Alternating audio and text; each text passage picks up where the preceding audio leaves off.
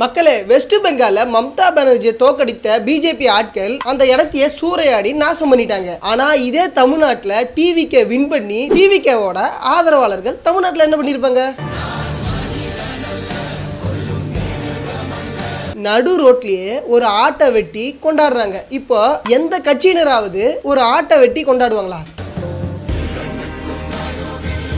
நடு ரோட்ல அதுவும் பட்ட பகல்ல ஒரு ஆடை வெட்டி கொண்டாட வேண்டிய அவசியம் என்ன? தூய சக்தி, தூய ஆண்டவருக்காக கொடுக்கிற காணிக்கையா?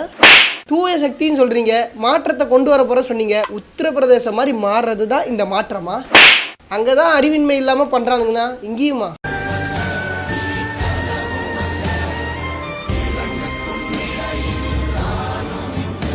அழிவை நோக்கி போகுதா தமிழ்நாடு? அறிவார்ந்த மக்கள் இருக்கும் தமிழ்நாட்டுல அறிவிழந்த மாதிரி பண்ற செயல்கள் எதனால? மாற்றம் தேவை சொன்ன மக்களுக்கு நீங்க கொடுக்க வேண்டிய மாற்றம் இதுதானா?